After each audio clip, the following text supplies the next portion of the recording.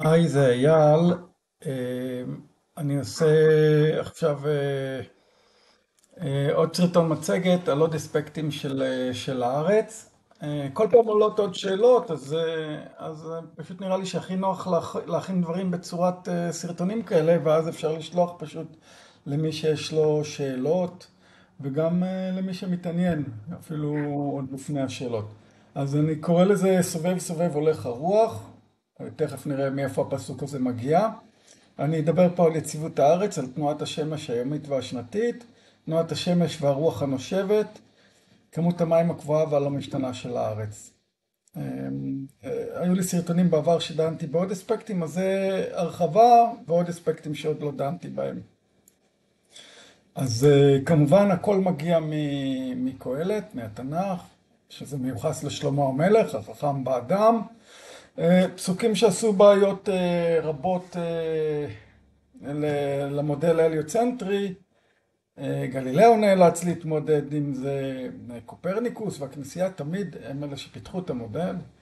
מי שלא יודע, אז יש לי סרטון על זה שמראה איך הכנסייה, קופרניקוס כמובן הוא היה קנון, גובה מיסים כנסייתי, ואחר כך פיתוח לוח השנה הגרגוריאני וכל הסיפור. אני מרחיב את זה בסרטון שכבר קיים אצלי, אני מציע לראות למי שלא ראה. אז היה להם בעיה עם המשפטים האלה ספציפית בקהלת, גם כמובן עם בראשית, כי מוזכר הרקיע ונקבו המים, זאת אומרת כל הימים הם קו אחד, מפלס. איך מתמודדים עם זה? אבל ספציפית קושי עם קהלת, כי זה שלמה המלך, החכם באדם, והרי אין היתכנות שאיזה קנון קתולי כזה במאה ה-16 מפולין, קופרניקוס כזה, יגיד משהו יותר נכון על העולם. אז, ואז בסרטון ההוא כבר דיברתי איך גלילאו מנסה להתמודד עם זה במכתב לדוכסית הגדולה, לאיגרת אל קריסטינה, לדוכסית הגדולה של, לא זוכר כבר, פירנצה, או טוסקנה, כי יש בעיה, כי כולם מבינים שקנון כזה מפולין, קופרניקוס כזה, לא יכול להגיד משהו יותר חכם על העולם מקהלת.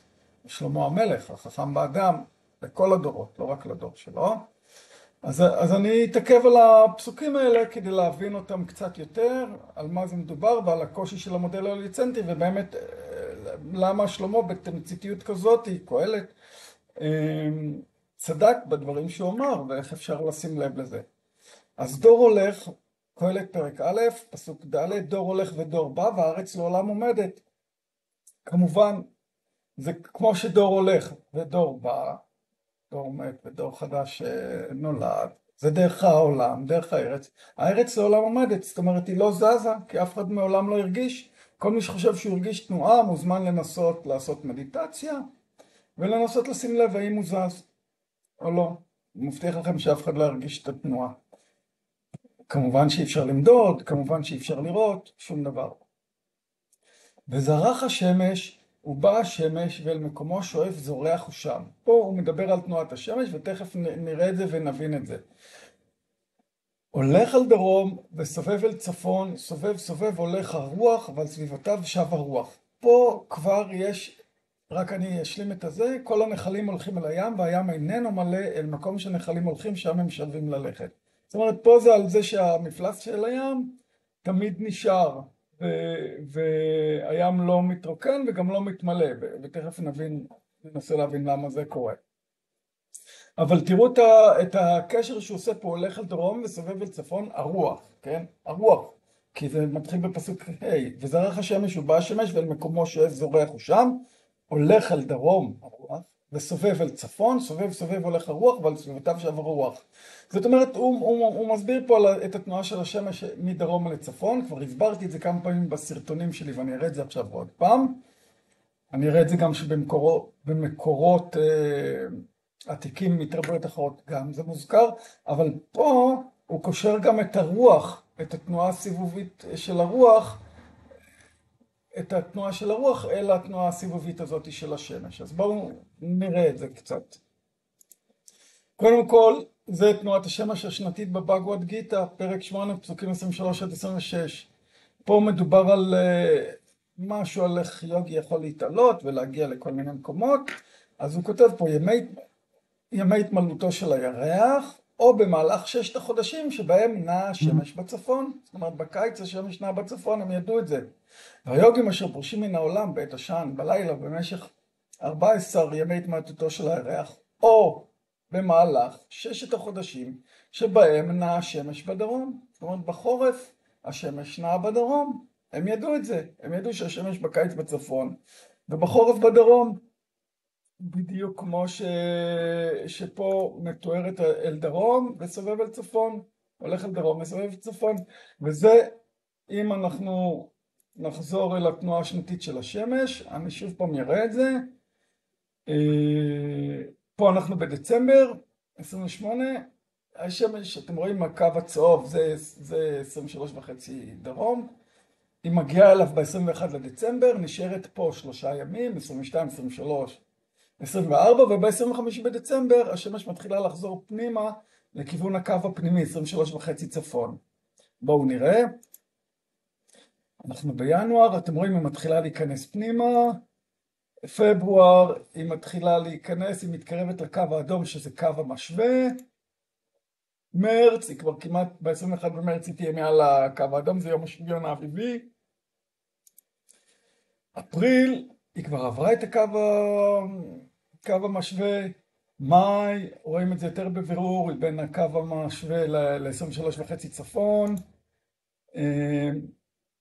עוד מתקדמת, ואנחנו כבר ביוני 17, זה מתקרב ליום הארוך בשנה, שזה 21 ביוני, היא כבר כמעט על הקו הזה של ה-21, של 23.5 צפון, בסדר? זה התנועה השנתית, זה ככה השמש זזה, עד שהיא מגיעה ב-21 ביוני תהיה מעל הקו הזה, מעל 23.5 צפון, ואז היא מתחילה לחזור דרומה, החוצה, דרום זה החוצה, צפון זה המרכז, איפה שהחוגים נפגשים, זה צפון, דרום זה כל ההיקף, זה אנטארקטיקה, כל ההיקף של הארץ זה דרום. אז עכשיו השמש מתחילה לחזור דרומה, אתם רואים היא מתחילה לחזור בחזרה לקו המשווה, אוגוסט היא יותר מתקרבת, ובספטמבר, הנה, תכף יגיע 21 או 23 בספטמבר, אני לא זוכר באיזה יום זה יוצא עם השוויון הסתווי הפעם, לפני החורף, היא מגיעה לקו המשווה, בסדר? ואז מתחילים 6 חודשים, החצי שנה שבה היא תהיה בדרום, ברגע שהיא עוברת את קו המשווה דרום, היא בדרום, כשהיא עברה אותו באביב היא הייתה בצפון, אז עכשיו היא מתחילה לחזור דרומה, אתם רואים, היא זזה מקו המשווה, אנחנו כבר באוקטובר, נובמבר, היא מתקרבת לקו הצהוב, ל-23.5 צפון, ובדצמבר היא כבר ממש מתקרבת אליו, הנה, 23 בדצמבר היא ממש מעל הקו הזה. זהו, אז זאת תנועת השמש השנתית, מבחינת צפון דרום, שעל זה מדובר, על זה שלמה המלך קהלת מדבר בפסוק ו', ועל זה מדברת הבאגווד גיטה, פרק 8, פסוקים 23 עד 26, בסדר? זאת אומרת, זה דברים שהיו ידועים, גם אנחנו יכולים לדעת את זה, כאילו אנחנו רואים את זה, עדיין ככה, אבל זה היה, אז זה היה יותר ידוע, וכמובן שלא היה את ההתחכמות הזאת של המודל ההליוצנטרי של הכנסייה, אלא כולם ידעו שזה המצב, השמש היא זזה ולא הארץ. עכשיו אני רוצה לעשות את הקשר הזה לרוח, מה שקהלת אומר. אז בואו נסתכל להסבר המדע לרוח. זה מסוכנות החלל הישראלית. הדגשתי פה בצהוב. ובכן, כל הרוחות בכדור הארץ קשורות בשמש. כן, הם כמובן מאמינים בכדור הארץ, אנחנו יודעים שאין כדור, אלא יש את הארץ, בראשית ברא את השמיים ואת הארץ. כפי שהשמש מחממת את האדמה, כך היא מחממת את האוויר שנוגע באדמה, בסוגריים, וכמו כל חומר, כשהאוויר מתחמם הוא מתפשט, הרעידות של האטומים באוויר נעשות תכופות יותר ויותר, והם דוחפים זה את זה, מתפשטים ותופסים נפח רב יותר. לכן אוויר חם הוא דחוס פחות מאוויר קר, וכמו שבאבז גומי צף על המים, כי הוא דחוס פחות מהמים, ככה האוויר החם צף על גבי האוויר הקר. חשבו למשל על כדור פורח, איך כדור פורח, פשוט מבער, מחמם את האוויר בתוך הבלון, כדי שהוא יהיה חם יותר מהאוויר שמחוץ לבלון. אז חזרה לרוח, כאשר אוויר מתחמם, מתפשט ועולה השמיימה, אוויר קר יותר מהסביבה, ממהר לתפוס את מקומו. האוויר הממהר הזה נקרא בפשטות רוח. הרי לא ייתכן שאוויר חם יעלה ואנחנו נשאר בלי אוויר. הלחצים צריכים להתאזן. כשאוויר חם עולה למעלה, אוויר קר יותר חודר פנימה. אוקיי, אז הם, אפילו המדע, סוכנות החלל, כן, אבל המדע עצמו, אין לו ברירה, הם קושרים את כל הרוחות. תראו, ובכן, כל הרוחות בכדור הארץ קשורות בשמש, בסדר?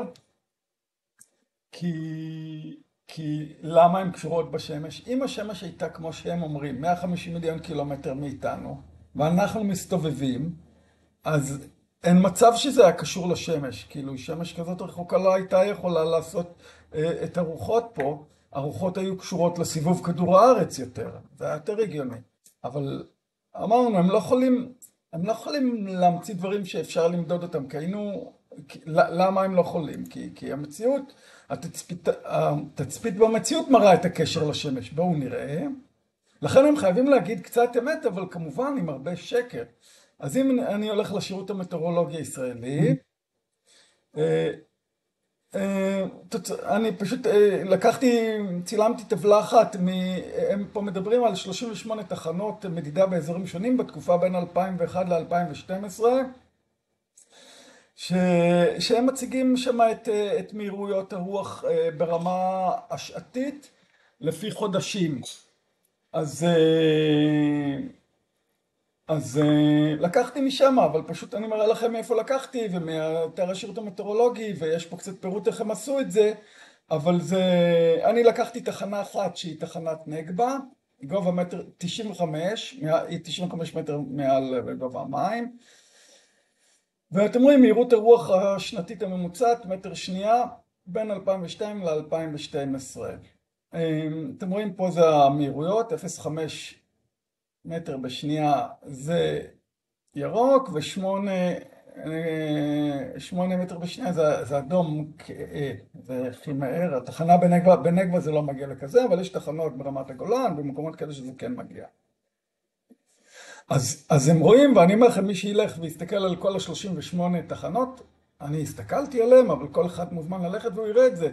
איפה זה באמת, מתי מתחילה הרוח החזקה יותר, אנחנו רואים את האדום שבגרף, אז אתם רואים מאזור 10-11, כאשר השמש מתקרבת, השמש היא זאת שעושה את זה כמובן, לכן הם חייבים להגיד את השמש, כי פשוט רואים את זה מכאן, כן? 12-1 אנחנו רואים כבר הרוח ממש חזקה, 1-2 השמש מתחילה להתרחק, ובקיץ בעצם 1-2 זה בעצם 1 זה הרגע שהשמש מעלינו, כן? שעון קיץ, אבל זה אמור להיות 12, אבל בחודשי הקיץ זה כמובן 1, אז זה קצת מעוות את הנתונים, אבל בוא נגיד, אתם צריכים להבין את התמונה, כי היא מאוד מובהקת, ואז בין 3 ל-4 זה הולך ונחלש, ובין 4 ל-5 זה כבר יותר חלש, כאילו רואים את הקורלציה. זאת אומרת, זה ברור, וכל תחנה בארץ וגם בעולם תראה את אותו גרף, את אותם נתונים פחות או יותר, כמובן כל אחד במהירות רוח שלו. זאת אומרת, באמת הקשר הוא קשור לשמש. השמש, התנועה של השמש, רק זה לא כמו בדיוק איך שהם אומרים, כי זה לא שמש של 150 מיליון קילומטר, זה שמש הרבה יותר קרובה, והיא זאת שעושה את הדבר הזה. קשה להגיד באמת איך ההשפעה של השמש, כי אנחנו לא מבינים את זה עד הסוף, כי זה גוף שמימי ודרך רקיע, אבל בוודאות ההשפעה קיימת. לכן גם הם חייבים להודות שכל הרוחות על פני הארץ קשורות לשמש, כי הנתונים מראים את זה. בסדר? אז למה הרוחות? ולמה סביב 12-1 שיא הרוח? כי אז השמש היא אצלנו, או כשהיא קצת עוברת, ובאמת האוויר החם זז והאוויר הקר נכנס. ההסבר שלהם יש בו קצת מן האמת, אבל לא לגמרי, כאילו, כי הם לא מתחילים את זה מהבסיס, ומנסים להסביר את זה בצורה חצי אמת, חצי שקר. עכשיו, כל הדבר הזה של השמש, ושהשמש מחממת, מעלה עניין נורא מעניין. אם השמש מחממת, אז לכאורה האוויר למעלה היה אמור להיות יותר חם, והאוויר על הארץ, כמה שיותר קרוב לארץ, היה אמור להיות יותר קר, אבל זה הפוך.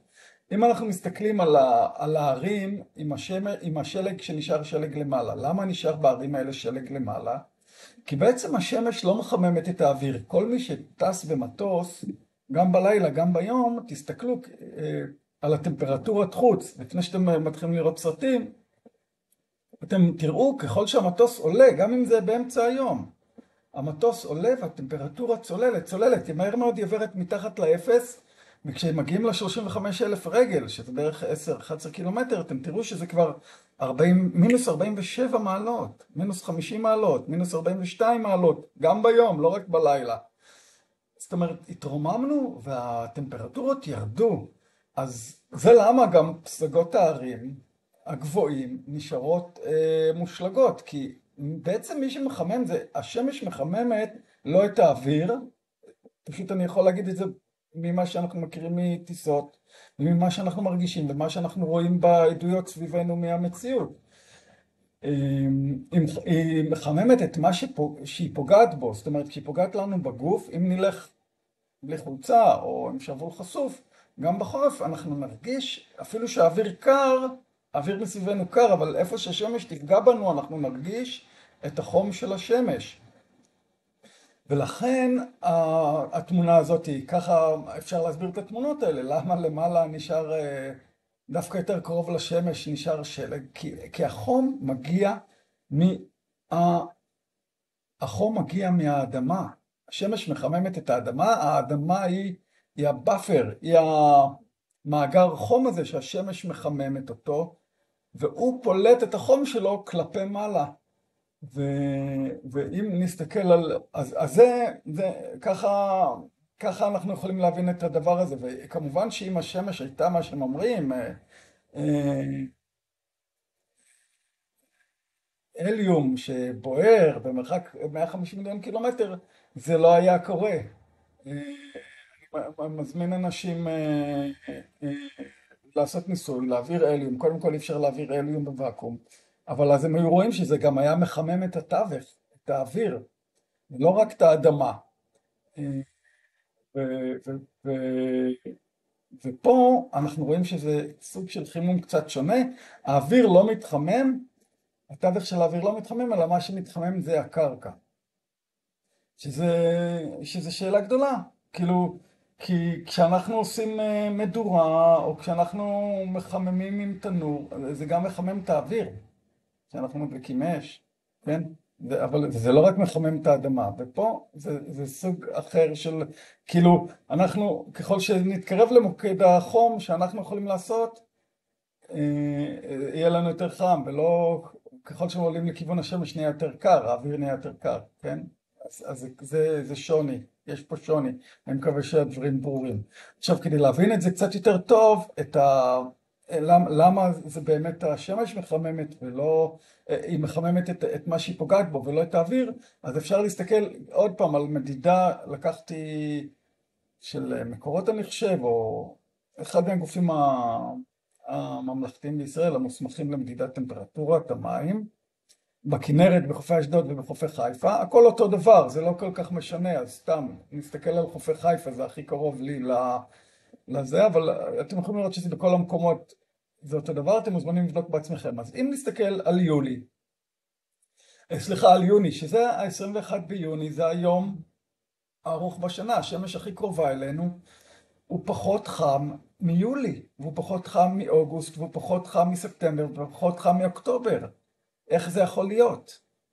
איך זה יכול להיות?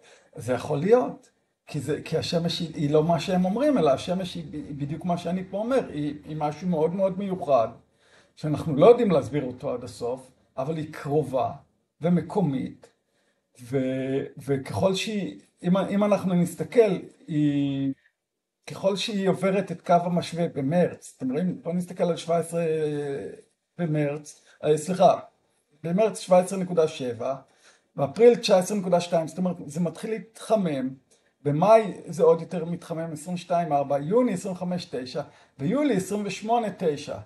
כן, ביולי, ואפילו באוגוסט זה עוד יותר חם, 29.8.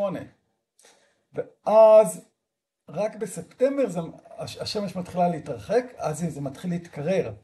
אבל זה לא מתקרר כמו שזה נגיד היה במאי 22.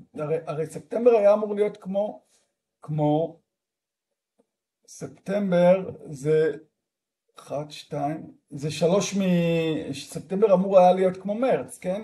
הוא 3 חודשים מיום השוויון, מהיום הארוך בשנה.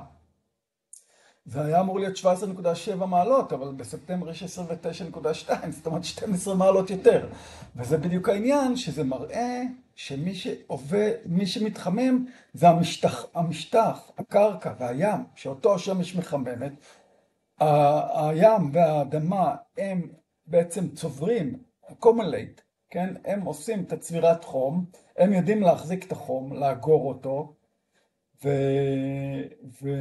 וזה בגלל שהשמש היא מקומית וקטנה, ואנחנו במערכת סגורה, אז החום הזה נצבר ונאגר. הרי אם היינו פתוחים, אם זה היה שמש של 150 מיליון קילומטר מאיתנו, והיינו פתוחים באמת לחלל, והיה חלל, אז הכי חם היה ביולי, ולא היה אפשרות להגירת חום הזאת. לא היה אפשר, כי כל יום זה היה מתנדף בחזרה לחלל. אבל אנחנו רואים שהחום פה נצבר, בדיוק כמו בחממה, בדיוק כמו במקום סגור, החום פה נצבר, שוב פעם, החום הקרוב לקרקע, כן, זה בדיקה של המים, של הים. ואנחנו רואים שהוא מתנהג לא כמו שזה היה אמור להתנהג, אלא זה מתנהג באמת כפי שזה אמור להתנהג בארץ שטוחה עם שמש מקומית. ולא כפי שזה היה אמור להתנהג אם השמש הייתה במרחק 150 מיליון קילומטר מאיתנו, וחלל מעלינו ולא רקיע. אתם רואים? זה פשוט, התמונה הזאת פה מאוד מאוד ברורה שזה מה שקורה. ובדצמבר זה עוד הולך ומתקרר, כאילו נובמבר, דצמבר זה הולך ומתקרר, ובינואר עוד יותר, ורק בפברואר זה מגיע להכי קר. כן, אפילו שהשמש הכי רחוקה בדצמבר, ב-21 בדצמבר, עד 25 בדצמבר, עדיין לוקח, כאילו עדיין לוקח לחום להגיע, זאת אומרת, והקור עדיין, כמו שנצבר חום, אז גם נצבר קור, כאילו האדמה והים חוזרים לטמפרטורה שלהם, כי השמש רחוקה, והם מגיעים לשיא הקור שלהם בפברואר, ורק במרץ, ביום השוויון האביבי, כשהשמש רק מגיעה לקו המשווה, אז האדמה והים מתחילים לעלות טמפרטורה, ואנחנו רואים את זה עולה. אז גם הגרף הזה מראה התנהגות של שמש מקומית ורקיע, ולא כפי שמספרים לנו. אז זה. עכשיו, אם נלך לדבר האחרון, כל הנחלים הולכים אל הים, והים איננו מלא אל מקום שנחלים הולכים, שם הם שווים ללכת. אז זה מפת הארץ, זה מפת גליסון. מרכז הארץ, הקוטב הצפוני, כי המרכז הצפון והכיף זה הדרום, הוא גם חסום. הגישה לאנטארקטיקה חסומה, כאילו אי אפשר לעבור את 60 דרום, יש אמנה אנטארקטית, אפשר לעבור רק ככה בטיולים מאורגנים, קרוב לאפריקה או כאילו קרוב לדרום אמריקה או לאפריקה או לאוסטרליה, אבל זה מאוד יקר, וגם אי אפשר להגיע שלא בטיול מאורגן. כי ההיקף פה הוא עצום, ההיקף בדרום הוא עצום, לכן אסור לעבור את 60 דרום, לכן הטיסות בדרום הארץ הן מאוד ארוכות, נגיד טיסה מדרום אפריקה לדרום אמריקה, היא לא יכולה להיות טיסה ישירה, כי אתם רואים, כי המרחק הוא כזה, לכן זה עולה פה לסנגל, יורד לברזיל, ומגיע לסאו פאולו, ומגיע לארגנטינה, כן? בואנוס איירס. כי זה קו מעל הארץ השטוחה, לא ניתן לטוס ככה, זה רחוק מדי. כפי שזה מוצג על כדור, כן? אז מה שיש פה זה מפת מרקטור, הקוטב הצפוני, מפה של מרקטור לקוטב הצפוני. אני לא אומר שזה המצב, זה רק מפה, אבל גם דיברתי על זה קצת במצגות הקודמות שלי. אבל אם נחזור ללמה הים, למה המקום של הנחלים שם הולכים, שם הם שווים ללכת, או כל הנחלים הולכים אל הים והים איננו מלא, למה הים לא גולש או לא מתרוקן? הרי תחשבו שנייה, הים היה אמור להתרוקן במהלך המיליוני או מיליארדי שנים שהם טוענים פה לחיים ולאבולוציה, כי הרי הם אומרים, הכדור הגיע, המים שפה הגיעו מכל מיני שביטים, ואנחנו לא מקבלים, אנחנו יודעים שמאז לא מגיעים עוד מים, עוד שביטים או כאלה, לא, אנחנו יודעים את זה שזה לא קרה. תחשבו כמה מים לוקחים עצים, כן? תחשבו על ג'ונגלים שלמים שיש לנו, שעצים ענקיים, או שחקלאים מגדלים צמחים כל שנה, על מיליוני דונמים, עם כמויות אדירות של מים, שהם הופכים לאוכל שלנו, או אוכל לבהמות, או בכלל עשב לחיות. זה מים שיוצאים מהמחזור, זה לא מים שחוזרים למחזור, זה מים שיוצאים ולא נכנסים פה עוד פעם מים חדשים. כאילו שום דבר לא מגיע מהחלל החיצון, אנחנו יודעים את זה. נגיד מי שמאמין באליצנטרית. אז איך המים באוקיינוסים שומרים על ה... על המפלס שלהם? הרי אמרנו, זה הופך לצמחים, הגשם, הנחלים, ההשקיה המלאכותית של בני אדם. הרי עץ כזה, בסוף או שהוא נשרף, או שהוא פשוט מת ומתייבש. זה לא מים שחוזרים לטבע, זה מים שהשתמשו והם לא חוזרים לטבע. גם בעל חיים שישתמש במים האלה, זה הופך להיות אדם שלו, זה הופך להיות העצמות שלו, האור שלו. נגיד גם אם מישהו חושב שבסוף הדם של החיה הזאת חוזר לטבע, אבל כמה דם כבר נשאר לחיה שהיא מתה, לעומת כמות המים שהיא שתתה במהלך חייה, והאוכל שהיא אכלה, שגדל על כמויות מים עצומות. עצומות פשוט. זאת אומרת, המפלס של הים היה צריך לרדת כבר מזמן, כי אם השמש מעדה את המים, המים הופכים לענני גשם והגשם ירד בארץ, אבל זה לא מה שקורה. וגם עוד נותן לנו רמז, אני כבר אמרתי מה שאני חושב על הגאות והשפל, שיש פה במרכז הארץ כנראה בליעה של האוקיינוסים, זה מה שעושה את הגאות ואת השפל, ופליטה בחזרה, או באמת פה מהצפון, או שהחזרה היא מהדרום, מאנטארקטיקה, אני לא יודע.